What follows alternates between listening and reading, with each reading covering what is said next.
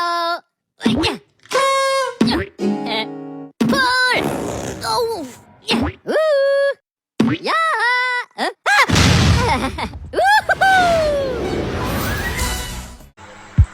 Assalamualaikum warahmatullahi wabarakatuh.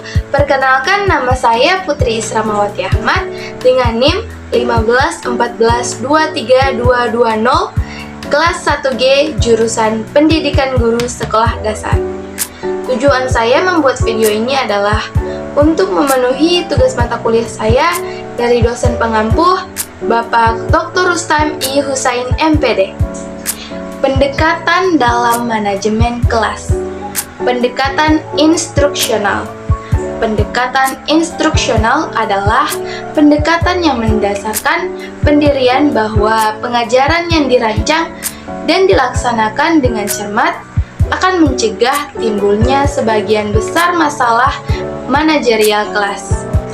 Dan prinsip dari pendekatan instruksional ini adalah pendekatan yang mengedepankan pada planning atau perencanaan.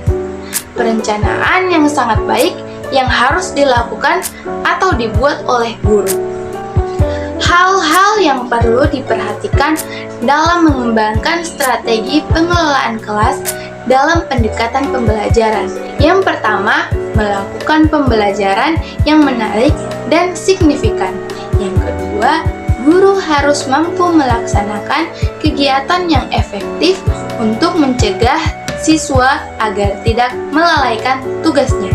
Yang ketiga, pendidik mempersiapkan daftar kegiatan sehari-hari yang perlu dipahami dan dilakukan seluruh siswa. Yang keempat, memberikan pengarahan yang jelas kepada siswa. Yang kelima, memberikan motivasi atau dorongan yang bermakna terhadap perilaku siswa yang menunjukkan kebosanan. Yang keenam, memberikan bantuan dalam mengatasi masalah siswa. Pendekatan proses kelompok. Pendekatan proses kelompok dalam manajemen kelas adalah strategi yang digunakan oleh guru untuk mengelola interaksi dan dinamika dalam kelas dengan melibatkan siswa dalam proses pengambilan keputusan, kerjasama, dan pemecahan masalah. Seperti yang pertama, kolaborasi. Pendekatan ini mendorong siswa untuk bekerja sama dalam kelompok. Mereka bekerja bersama untuk mencapai tujuan tertentu, mempromosikan kerjasama, dan belajar dari satu sama lain. Yang kedua, pemecahan masalah. Guru memberi kesempatan kepada siswa untuk mengidentifikasi masalah dalam kelas dan bersama-sama mencari solusinya. Ini membantu mengembangkan kemampuan pemecahan masalah mereka. Pengambilan keputusan demokratis. Siswa diajak untuk berpartisipasi dalam pengambilan keputusan sehubungan dengan aturan kelas, tugas, atau proyek kelas. Ini memberikan mereka rasa memiliki dalam lingkungan pembelajaran. Yang ketiga, komunikasi. Pentingnya komunikasi efektif ditekankan dalam pendekatan ini. Siswa belajar untuk berbicara dengan jelas, mendengarkan dengan baik, dan menghargai pendapat orang lain. Yang keempat, keterlibatan siswa. Pendekatan ini menciptakan peluang bagi setiap siswa untuk aktif terlibat dalam proses pembelajaran. Mereka merasa lebih termotivasi karena merasa memiliki peran dalam kelas. Yang kelima, pengembangan.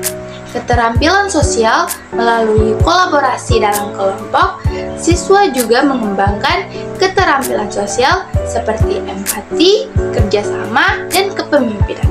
Yang keenam, pengelolaan konflik.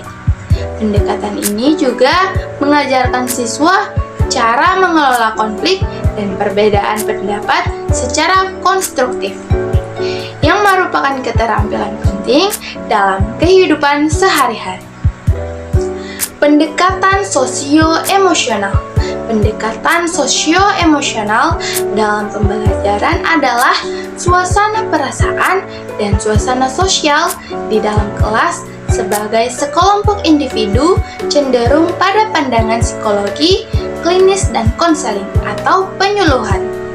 Menurut pendapat ini, pendekatan sosial-emosional terciptanya iklim atau suasana pembelajaran yang harmonis dan hubungan sosial yang positif. Suasana emosional dan hubungan sosial yang positif artinya ada hubungan yang baik, yang positif antara guru dengan anak didik atau antara anak didik dengan anak didik. Sekian dari saya. Kurang dan lebihnya saya mohon maaf. Assalamualaikum warahmatullahi wabarakatuh.